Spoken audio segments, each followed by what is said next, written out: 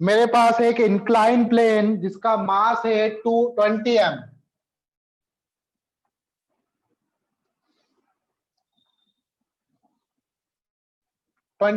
इसका मास है। इसके ऊपर एक ब्लॉक रखा हुआ है। ये सरफेस भी स्मूथ है, ये सरफेस भी स्मूथ है। इसका मास 4 m है। इसको A मान लेते हैं, इसका मास है 4 m, और इसको मान लेते हैं B। इंक्लाइन प्लेन को B मान लेते हैं। इनिशियली क्या था, A और B रेस्ट पर थे। A and plus B are rest. अब क्या करा हमने, A is released from rest. A को मैंने रिलीज किया तो A क्या होगा, नीचे आएगा। जब A नीचे आएगा तो क्या B किधर मूव करेगा? A जब नीचे आएगा तो क्या B वहीं पे रहेगा, मूव करेगा? B मूव करेगा इस तरफ। तो B कितना मूव करेगा वो बताना है मुझे। B जो है वो कितना मूव करेगा ये बताना है मुझे। ठीक है, तो पहले क्वेश्चन पूरा लिख लेते हैं। A और B रेस्ट पर है और A को रिलीज किया हमने रेस्ट से। Find distance move by B।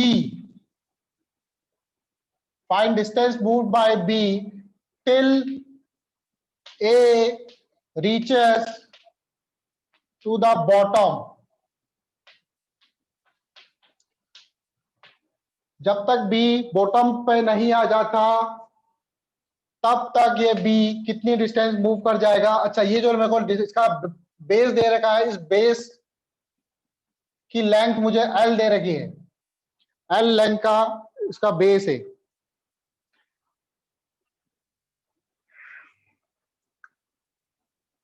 ठीक है, find distance move by B till A reaches to the bottom of incline plane या वेज। इस वेज के बॉटम पे नहीं पहुंच जाता तब तक इसका कितना डिस्टेंस मूव करेगा ये।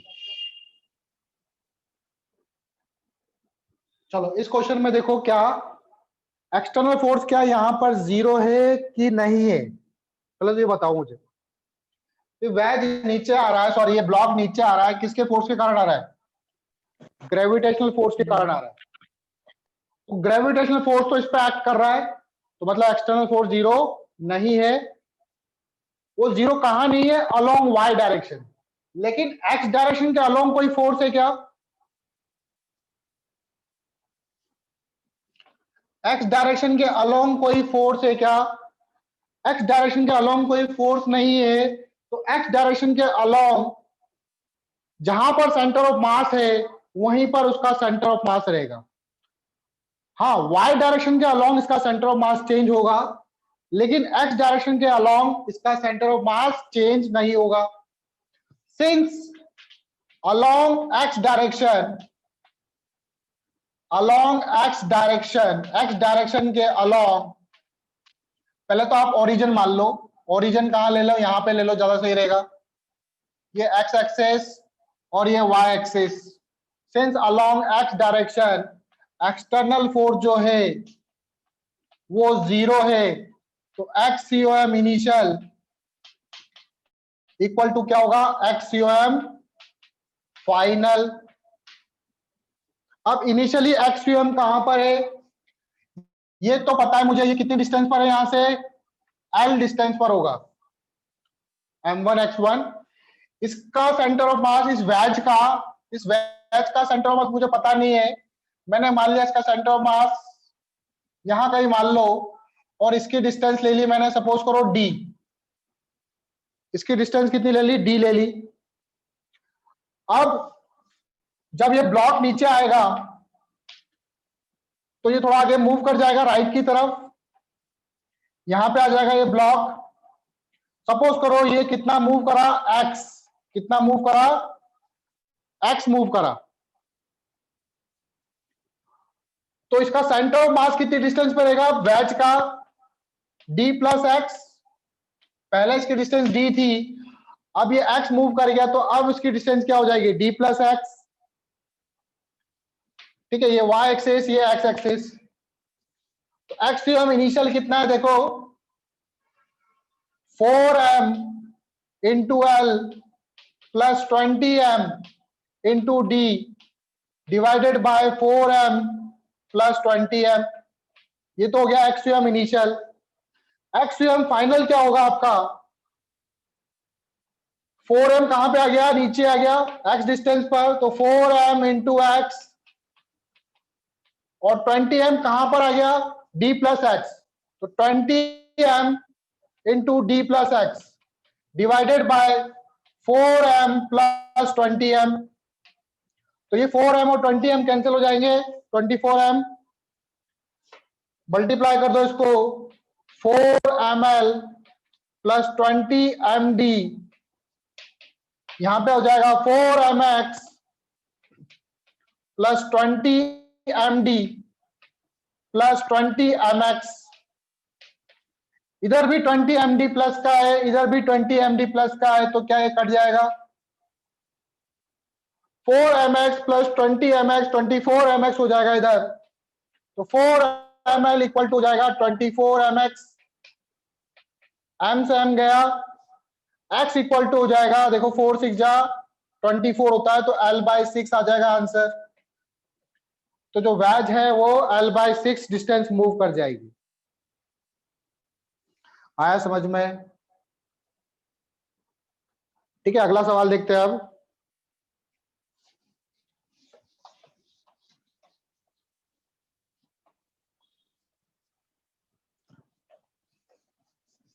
तो सेंटर ऑफ मास की शीट मैंने नहीं दी शायद आप लोगों को अभी तक, सेंटर ऑफ मास की शीट में आज शाम को शायद अभी व्हाट्सएप कर दूंगा आप लोगों को। नेक्स्ट क्वेश्चन है, a bullet of mass 20 gram moving horizontally, a bullet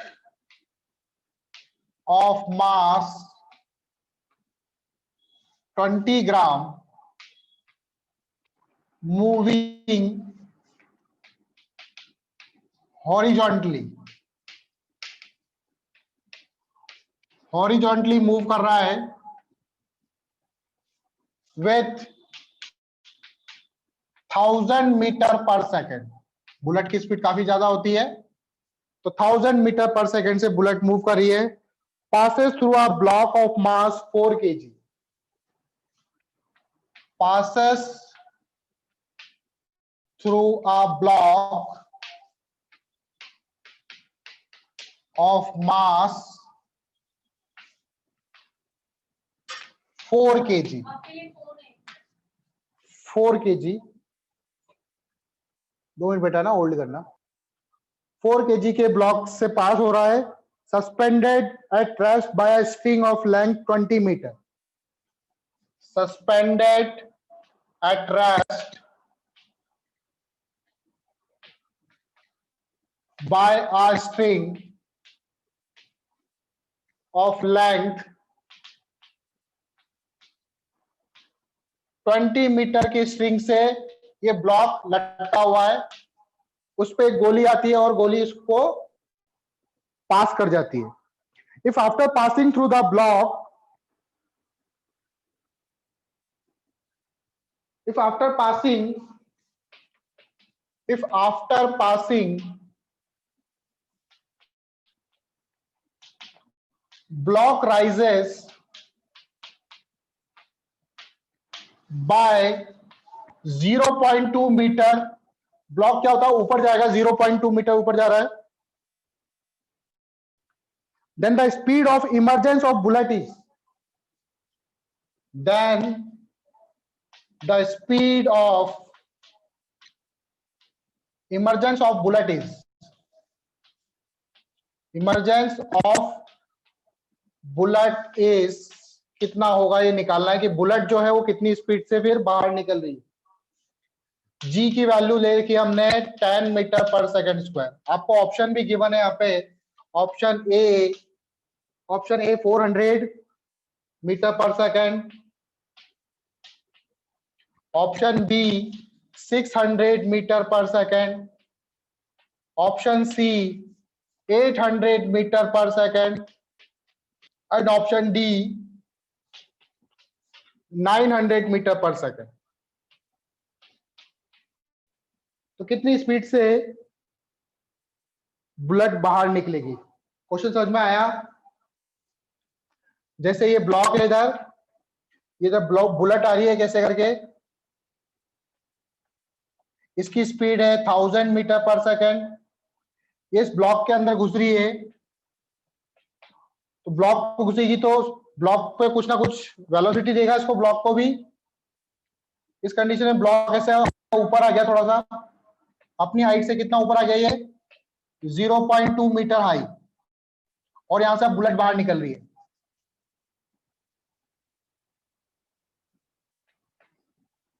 अब जो बुलेट बाहर निकल रही है तो इस बुलेट की स्पीड क्या होगी ये निकालना है मुझे।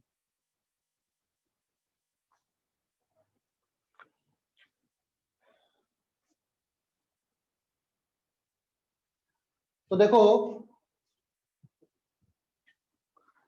तो हम मान लेते हैं कि मोमेंटम कंजर्व रहेगा,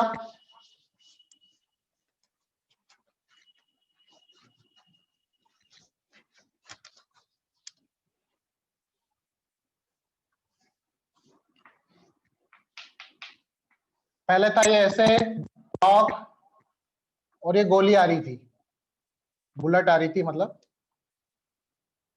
1000 मीटर पर सेकंड से। इसका मास m1 मान लेते हैं, इसका मास m2 मान लेते हैं, ठीक है। अभी गिवन भी हमको ऐसे मास वगैरह। आफ्टर जब ये इसमें से पास होगा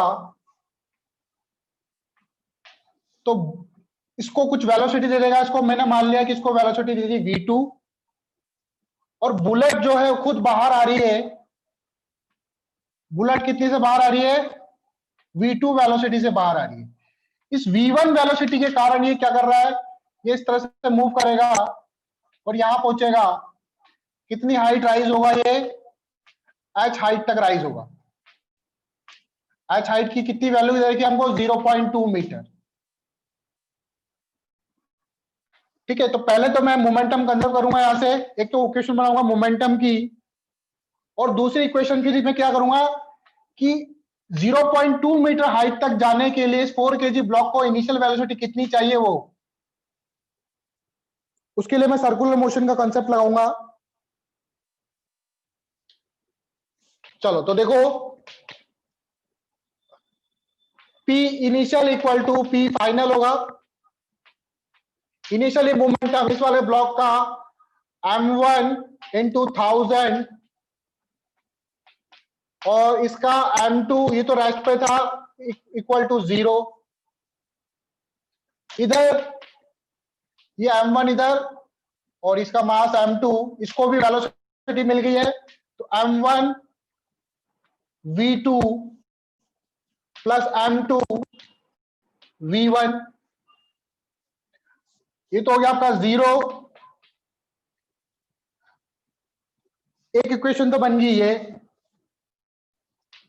अब सबसे पहले v1 निकालो कि 0.2 मीटर हाइट तक राइज करने के लिए कितनी वेलोसिटी होनी चाहिए। तो हम लगाते हैं वर्क एनर्जी थ्योरम।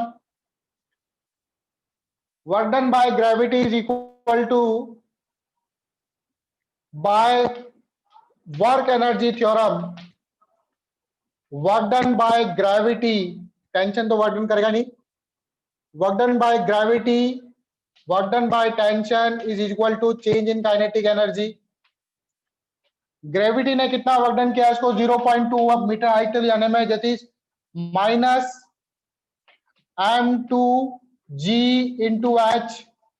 टेंशन के कारण वर्क डन क्या लेंगे? 0। Change in kinetic energy, final kinetic energy minus initial kinetic energy.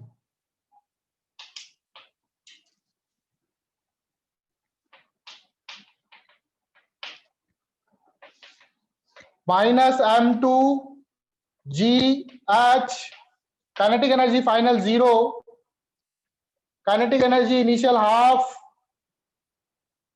m2 v1 का स्क्वायर, m2 कैंसल, माइनस से माइनस कैंसल, v1 का स्क्वायर इक्वल टू हो जाएगा 2gh। तो यहां से सबसे पहले v1 निकाल लो आप लोग,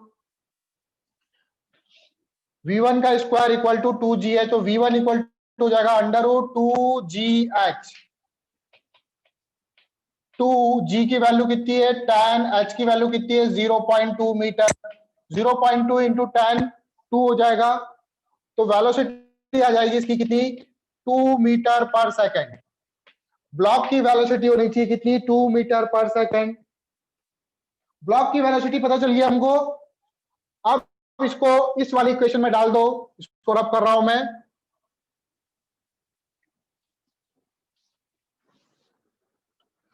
तो यहां पर क्या है m1 की वैल्यू कितनी है 20 ग्राम है आई थिंक, या m1 ही रहने दो अभी, m1 इंटू 1000, m2 0 है, m1 इंटू v2, हाँ बेटा